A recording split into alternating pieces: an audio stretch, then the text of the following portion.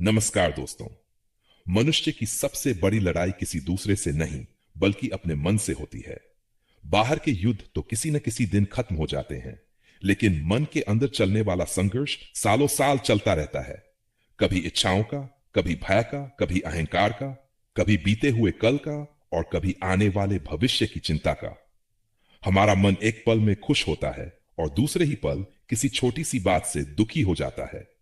कभी किसी की बात हमें भीतर तक चोट पहुंचा देती है, कभी किसी की सफलता देखकर हमारे भीतर तुलना पैदा हो जाती है, कभी भविष्य को लेकर डर सताता है और कभी अतीत की कोई घटना बार बार याद आकर हमें परेशान करती रहती है। ये आंतरिक युद्ध धीरे धीरे हमें पूरी तरह थका देता है।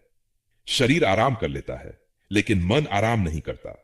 हम बिस्तर पर लेट जाते हैं, आंखें बंद कर लेते हैं, लेकिन विचार चलते रहते हैं। शरीर शांत होता है, फिर भी भीतर कोई ना कोई आवाज लगातार चलती रहती है।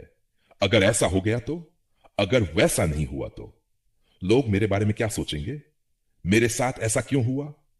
मेरी इच्छा पूरी क्यों नहीं हुई? यही लगातार चलने वाला मानसिक संघर्ष मनुष्य को भीतर से कमजोर करता है। अष्टावक्र गीता हमें बताती है कि इस लड़ाई को जीतने का रास्ता मन को हराना नहीं है। मन से लड़ना भी एक तरह का संघर्ष है। रास्ता है मन को समझना और उससे अलग होना। राजा जनक के पास सब कुछ था, राज्य, धन, सम्मान, शक्ति और वैभव। संसार की दृष्टि से उनके पास ऐसी कोई कमी नहीं थी जिसके कारण उन्हें दुखी होना चाहिए।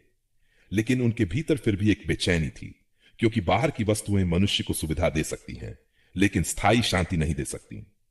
राजा जनक ने अष्टावक्र से पूछा, गुरुदेव, मन की यह बेचैनी कब खत्म होगी? ये आंतरिक युद्ध कब रुकेगा? मैं सब कुछ होते हुए भी भीतर से अशांत क्यों हूं? अष्टावक्र मुस्कुराए और बोले, हे राजन, जिस युद्ध को तुम अपना समझ रहे हो वह वास्तव में तुम्हारा नहीं है। लड़ रहा है मन और उसे देख रहे हो तुम। दुख तभी पैदा होता है जब साक्षी स्वयं को लड़ने वाला मान लेता है। यह बात बहुत गहरी है। हम भी रोज यही गलती करते हैं।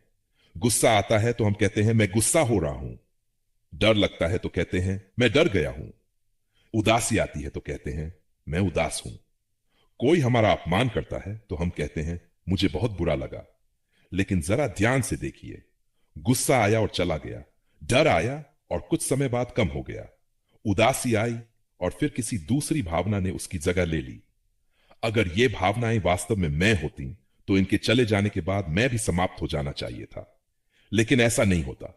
भावना बदलती है, विचार बदलते हैं, परिस्थितियां बदलती हैं, शरीर बदलता है, लेकिन इनके बदलने को जो देख रहा है वह बना रहता है। यही साक्षी है। अष्टावक्र हमें इसी साक्षी को पहचानने की ओर ले जाते हैं। वह कहते हैं, जो कुछ मन में हो रहा है उसे देखो, उसके साथ अपनी पहचान मत बनाओ। जैसे आकाश में बादल आते जाते हैं, कभी बादल सफेद होते हैं, कभी काले, कभी आकाश बिल्कुल साफ दिखाई देता है और कभी पूरा आकाश बादलों से ढक जाता है। लेकिन बादलों से आकाश बदलता नहीं और चले जाते हैं। आकाश अपनी जगह ना रहता है। ठीक वैसे ही हमारे मन में भी विचारों के बादल आते जाते रहते हैं। कभी खुशी का विचार आता है, कभी दुख का, कभी प्रेम, कभी भय का, कभी किसी पुराने दुख की स्मृति सामने आ जाती है। लेकिन इन सबको को देखने वाला साक्षी इन विचारों में नहीं है। समस्या तो बस शुरू होती है जब हम हर विचार को अपना सत्य मान लेते हैं। मन कहता है तुम असफल हो। हम मान लेते हैं कि हम सच में असफल हैं। मन कहता है तुम्हारे साथ आगे भी बुरा ही होगा। हम भविष्य से डरने लगते हैं। मन कहता है उस व्यक्ति ने तुम्हारा अपमान किया, तुम्हें उसे जवाब देना चाहिए। हम क्रोध में भर जाते हैं। मन कहता है तुम्हारे पास ये चीज नहीं है, इसलिए तुम दूसरों से कम हो। हम तुलना करने लगते हैं। लेकिन क्या आपने कभी यह देखा है कि मन हर समय कुछ न कुछ कहता रहता है? एक विचार आता है, फिर दूसरा आता है, फिर तीसरा। अगर हर विचार को सच मान लिया जाए तो मनुष्य कभी शांत नहीं हो सकता। मन का स्वभाव ही विचार पैदा करना है। वह तुलना करेगा, वह प्रश्न करेगा, वह अतीत में जाएगा, वह भविष्य में जाएगा, वह इच्छाएं बनाएगा, वह भय पैदा करेगा और फिर उन्हीं इच्छाओं और भय के बीच मनुष्य अपनी पहचान खोजता रहेगा। मन हमेशा कहता है जब यह मिल जाएगा तब मैं खुश हो जाऊंगा। लेकिन जब वह चीज मिल जाती है तब मन कुछ और मांगने लगता है। एक इच्छा पूरी होती है तो दूसरी इच्छा जन्म ले लेती है। एक समस्या खत्म होती है तो मन दूसरी समस्या खोज लेता है। क्यों? क्योंकि मन को वस्तुओं से नहीं, निरंतर गतिविधि से ऊर्जा मिलती है। इसलिए अष्टावक हमें मन को बदलने के लिए नहीं कहते। वह कहते हैं उसे देखो, विचार आया देख लो, उसे रोकने की कोशिश मत करो। गुस्सा आया देख लो, उसे लड़ो मत। भय आया उसे भी देख लो, उसे तुरंत खत्म करने की कोशिश मत करो। उदासी आई, उसे भी साक्षी होकर देखो। धीरे धीरे आपको अनुभव होगा कि जिस विचार से आप पहले पूरी तरह हिल जाते थे, अब वही विचार आपके सामने आता है और चला जाता है।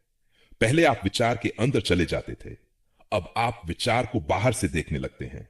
यही अंतर है बंधन और स्वतंत्रता के बीच।